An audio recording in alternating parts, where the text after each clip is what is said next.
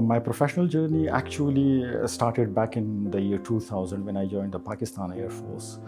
And especially the 7 of the 5 years were those which I spent at the air headquarters in Islamabad, where I remained a staff officer to Chief of the Air Staff, where my job was to write the minutes of the meeting, the speeches, all the correspondence that was to be from the Chief of the Air Staff was written by me.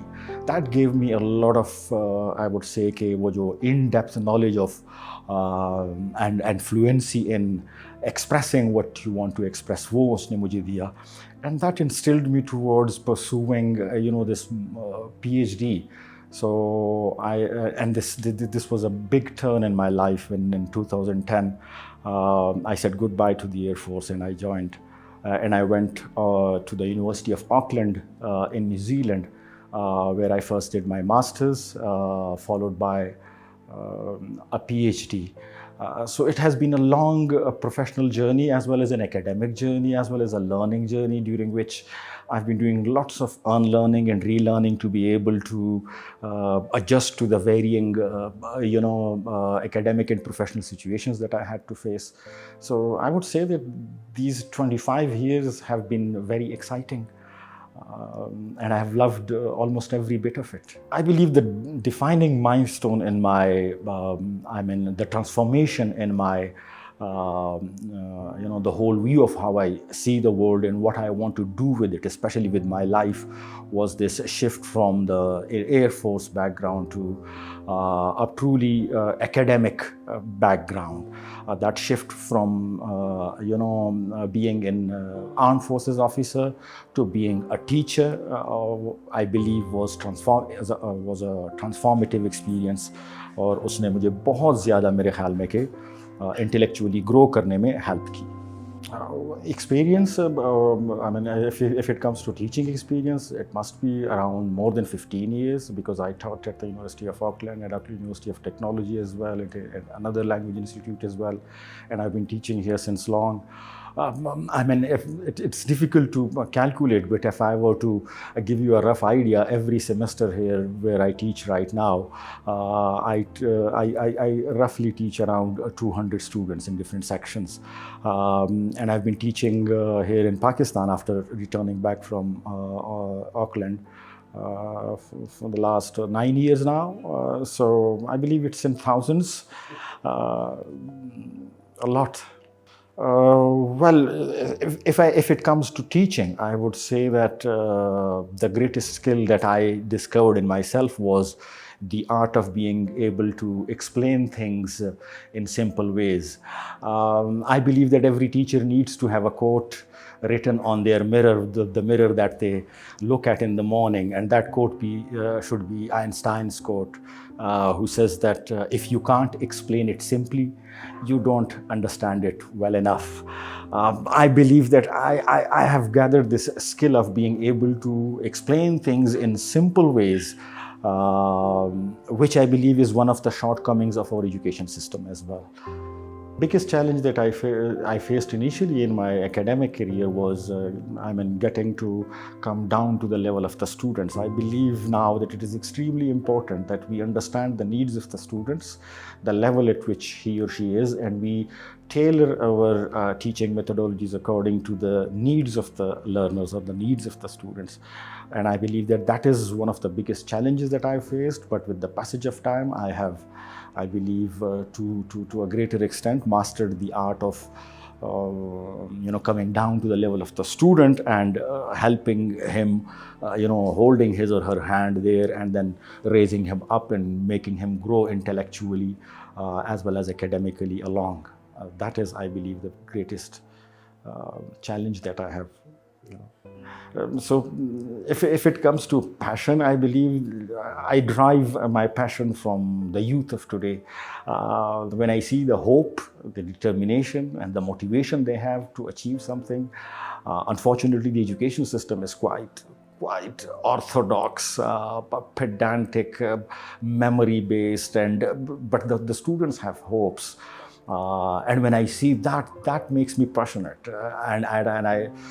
My whole focus is on helping students unlearn some of the things that this education system has instilled in them and try to make them relearn them in slightly different ways. When I said that I try to explain things simply, but more than that is that I try to instill this critical thinking in the students.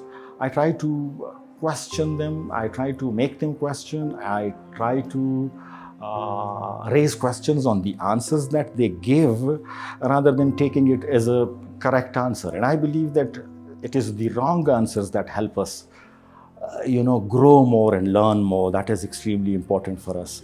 So maybe that's one of the reasons. So if there is one word that I would choose to describe my life journey, my academic and professional journey, that would be perseverance.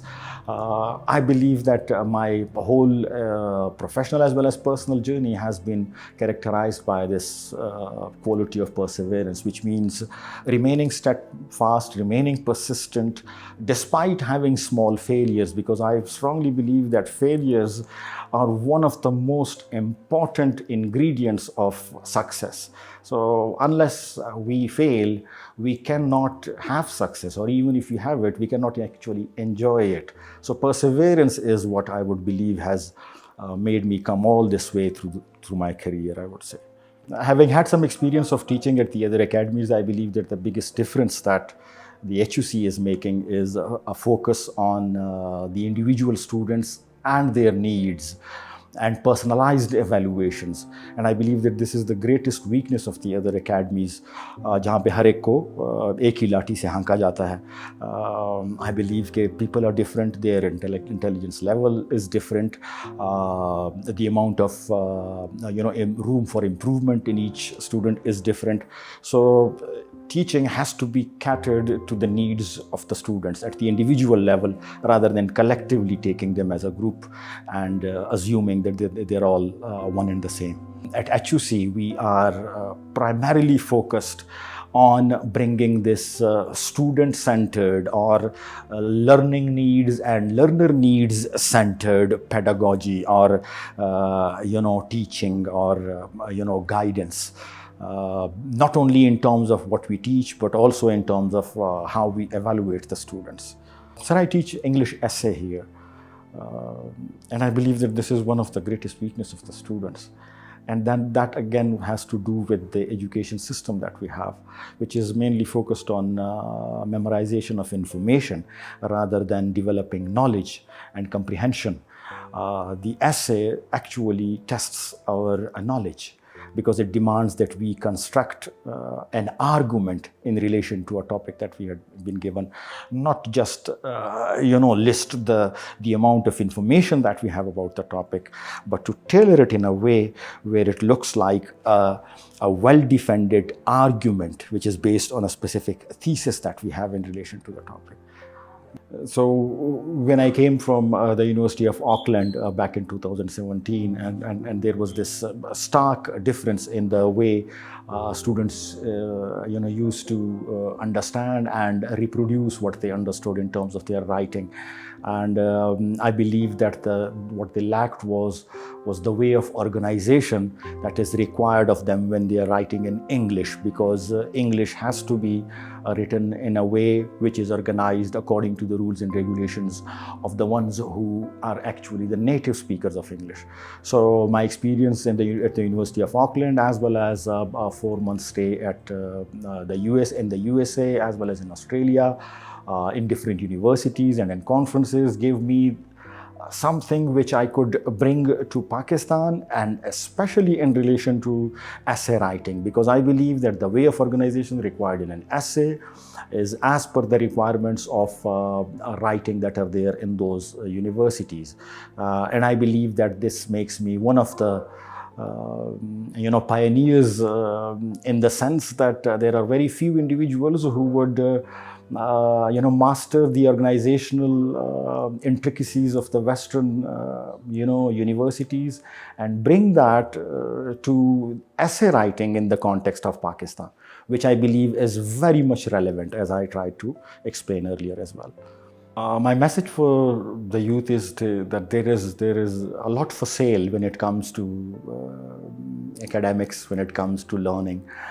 However, I mean, they need to choose wisely because there is so much mediocrity around.